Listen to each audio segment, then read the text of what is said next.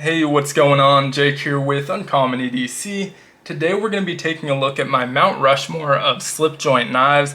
And Tim Schoolfish and I tackled a similar topic on the Just a Tip live stream several weeks back, but that one was focused more on general cover materials. And this one's going to be 4 specific examples from my collection that if I were putting together a Mount Rushmore of my favorite knife covers, these are the 4 that I would go with, at least as of today. So I'm going to present this as an open tag. I've never started an open tag, but I think it's going to be a really cool opportunity to see some amazing covers. And so if you have a YouTube channel, feel free to tag me in that video. I'll put together a playlist so we can see all of those in one place. Even if you don't though, leave your favorites down in the comments below. Snap a picture of them and tag me on Instagram, email them to me, whatever you want. I just want to see some cool knives. So ground rules for this open tag, I wanted to keep it pretty open. I'm going to limit myself to only 4 knives. As far as I know, there's no honorable mentions or runner-ups on Mount Rushmore, and so I'm going to keep it to 4, but if you feel like you have to have an honorable mention, by all means do that. And can be modern or traditional knives. I went with mostly traditional. I did slip 1 modern in there, but if you find that all 4 of your favorites are moderns, that's fine too. No ruling on there as long as they're slip joint knives. And the only reason I'm keeping it slip joints is I'll probably do one of these on modern locking knives in the future as well. So with that being said, let's get into the 4 that I ended up choosing. A lot harder than I thought, honestly. I ended up narrowing it down to about 15 in total, and I put them head to head with similar covers until I got to the 4 that I ended up with, and I'm pretty happy with the overall list. I think it's a pretty accurate top 4.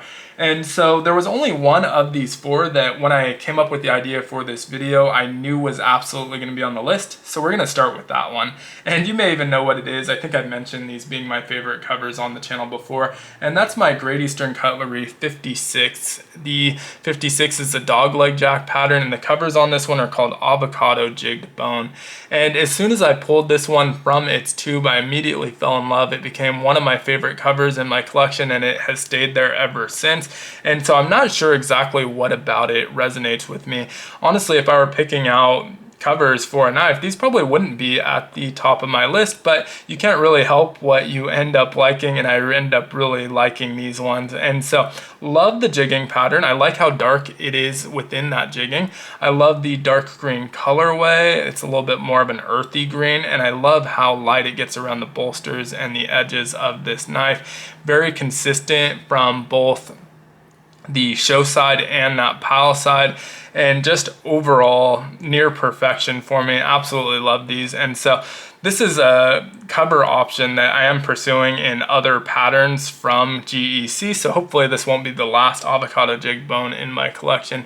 But yeah, absolutely stunning. I do think that of the 4 I ended up choosing, this will probably be, just as a general consensus, one of the less popular options because it's a little bit, I guess, plain. It's not super bright and vibrant, which is something that I typically resonate with more. But yeah, like I said, this one just kind of works for me, and so that's my number 1 for sure. Number 2 was a bit of a surprise, and this is from Bear & Son. This is a Barlo, and it's called the Gator Skin covers, and so they call it the Gator Skin. Barlo was a limited one. You can see it has that 27 on there. I think a very different green than we got on our avocado jig bone, but really vibrant, really beautiful color of green, and I think it works for what they were trying to go with. The pattern on here I think is excellent. I'm guessing it's done with a laser because of how fine it is, but a lot of attention to detail. I think it's really, really well done, really well executed. It's immediately obvious that it's some sort of reptile skin, maybe not necessarily gator skin, but immediately obvious that it's some sort of reptile skin without opening up that blade. Not opening the blades on most of these because it's more about the covers, but you can see it is gator skin specifically. And I like that in the middle, the scales are all very different shapes and sizes, but they're much larger in the middle. So it gives you kind of the idea that this is the spine of that gator skin here. And as you get further onto the outside, it gets a lot finer, a lot smaller scales. And that's consistent on both the show side and that pile side. And so it has a very realistic effect to me. And I think it just came out so, so good. And I'm really glad that this knife specifically ended up on this list because any other, favorite slip joint list, this probably wouldn't end up on. So it's a good opportunity to just kind of show off how well done those scales are. The reason it wouldn't end up there is the blades are both off center. The walk and talk isn't perfect. We have some gapping. It was pretty dirty when I got it.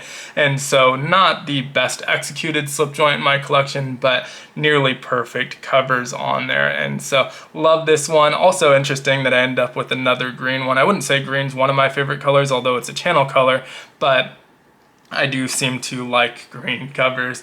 And so next up is our only modern knife on the list. And this one was one I had an idea would be on the list, but wasn't sure which one. This is the Little Bro Jack from Jack Wolf Knives with the Crystal Lake Kyanite, and so that's a reference to Camp Crystal Lake, I believe, and absolutely stunning covers. I knew I wanted to include Kyanite. There was a kind of late contender that almost knocked Kyanite off the list. That was the Chaotic Resin, also from Jack Wolf Knives, but for me it went back to the Kyanite and just how well done these are. I love the way it hits a light. It's beautiful. It definitely has that kind of water, top of the lake appearance to it, and just a mysterious look overall. It was a tough choice. I think I went with this one because of the look, the water look, but also because blue is my favorite color. Now, the purple laid back jack was very, very close. I like that one had a lot more black in it, so it had more depth to it, especially when combined with the fact that the hardware, the bolsters, and the blade were all DLC coated, and so it just looked a lot more dark and mysterious looking than this one. But this one for me just kind of outshined it a little bit at the end of the day, and so this ended up being number 3 on my list.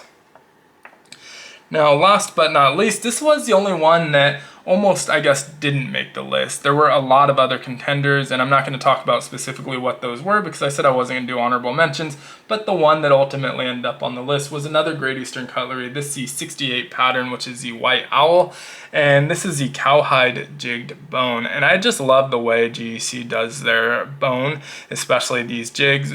Jigged bone with different styles of jigging. It's not all just the typical normal jigging that you see. You can see this one is just straight across, all the way across repeatedly, and so a little bit different than our avocado jigged bone. And I love the colors on this one. Again, kind of a surprising one because it's not as vibrant as I typically like. This is definitely a more mellow color. Kind of gives me the look of like a cookie fresh out of the oven. Maybe not the edges, but that center part, especially with the different textures and darknesses that you get in there. I also love how it gets almost a milky white along those bolsters.